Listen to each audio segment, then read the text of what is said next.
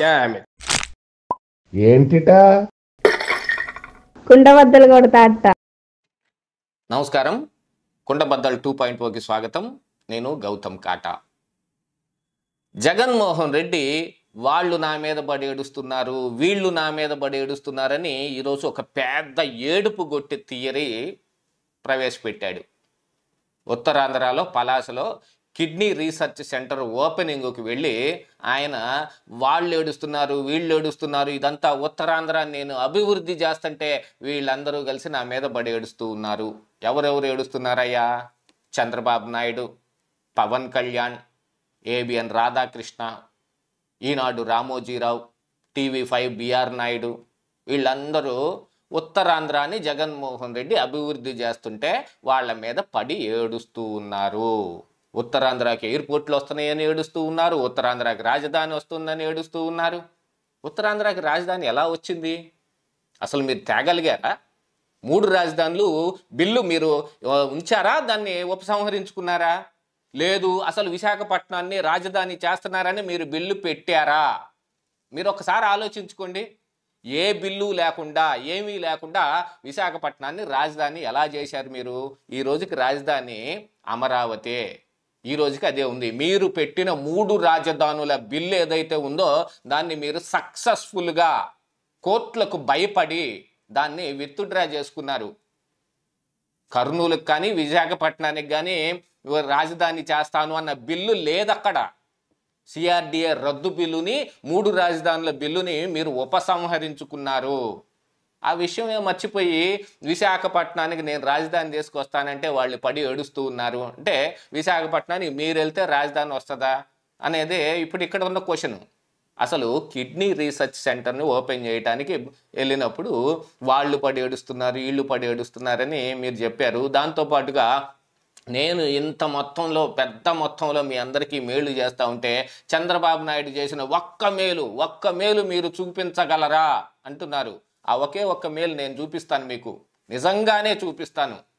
చంద్రబాబు నాయుడు అదే కిడ్నీ పేషెంట్లకి పెన్షన్ విధానం తీసుకొచ్చాడు. చంద్రబాబు నాయుడు పెన్షన్ విధానం తీసుకొచ్చే వరకు కిడ్నీ పేషెంట్లకు పెన్షన్ లేదు. మరి ఏ రోగులకి పెన్షన్ లేదు. ఆరోగ్యశ్రీ కింద వాళ్ళకి వైద్యం చేయటం, ఎంత పెద్ద వైద్యం అయినా సరే గవర్నమెంట్ బరాయించి, ఏది లిస్టులో ఉన్న ఈ రోగాలన్నిటికీ వాళ్ళు గవర్నమెంట్ బరాయించి వాళ్ళకి వైద్యం చేపిస్తుంది. అది ఏ కార్పొరేట్ హాస్పిటల్లో సైతం ఆరోగ్యశ్రీతో టైఅప్ ఉన్న ఎవరి దగ్గరైనా చేయించుకునే అవకాశం ఉంది. అది తప్ప కిడ్నీ పేషెంట్లకు పెన్షన్ విధానం తెచ్చింది ఎవరు? కిడ్నీ పేషెంట్లకి పెన్షన్ని మీరు 10,000 చేశారు, ఆయన 2500 పెట్టాడు. ఆ రోజుకి ఉన్న అత్యంత పెద్ద మొత్తం పెన్షన్ అదే. 1000 రూపాయలుగా ఉన్న వృద్ధాప్య పెన్షన్ కానీ మిగతాయి కానీ ఈ 2500 ఆ రోజుకి అత్యధిక పెన్షను. దాన్ని మీరు 10,000 చేశారు, అది వేరే విషయం. అయితే 2500 అనే పెన్షన్ని తీసుకొచ్చింది చంద్రబాబు నాయుడు. అది మంచి పని కాదా? ఒక్క మంచి పని చూపించమన్నారు, నేను ఆ ఒక్క మంచి పని మీకు చూపించాను. దాంతోపాటుగా అసలు మీరు ప్రమాణ స్వీకారం చేస్తున్న రోజు దగ్గర నుంచి మీరు ఎవరి మీద పడి ఏడుస్తున్నారండి? ఒక్కసారి ఆలోచించుకోండి. మీరు ఫస్ట్గా ప్రమాణ స్వీకారం చేస్తూనే ఈ ఈనాడు రామోజీరావుని, ఈ ఏబిఎన్ రాధాకృష్ణని, ఈ టీవీ5 బిఆర్ నాయుడిని, ఈ పేపర్లని వీటన్నిటిని బ్యాన్ చేసి పాడేసేయాలి, వాటన్నిటిని ఎవరు చూడబాకండి. దీన్ని ఏమంటారు? ఇదే కదా ఏడుపు అంటే. ఒకసారి చూసుకోండి, ఆలోచించుకోండి ఎవరి మీద పడి ఏడుస్తున్నారు అనేదానికి. సరే, చంద్రబాబు నాయుడు, పవన్ కళ్యాణ్ వాళ్ళు పొత్తు పెట్టుకున్నారు అని అంటే ఈ పొత్తులు అదేమో ఈ సభ్య సమాజంలో నడవని పని కానీ, ఈ సభ్య సమాజంలో హేయకరమైన పని ఏం కాదు. చాలామంది చాలాసార్లు పొత్తు పెట్టుకున్నారు. మీకు పైనుంచి ఆశీస్సులు అందిస్తున్న ఆ నాయకులు కూడా ఆల్రెడీ గవర్నమెంట్లోకి రావడానికి పొత్తులు పెట్టుకొని వచ్చిన వాళ్ళే. ఆ తర్వాత ఉన్న వాళ్ళందరినీ చిన్నగా సాగనంపేశారు, అది వేరే విషయం. అయితే పొత్తులతోటే అసలు ఆ పార్టీ అధికారంలోకి రాగలిగింది, ఎన్డీఏ. మరి అదంతా పొత్తులతో సంబంధించిందే కదా. వాళ్ళు పెట్టుకుంటే రైటు, వీళ్ళు పెట్టుకుంటే తప్ప. ఏమైంది తప్పు? ఏముంది తప్పు అందులో?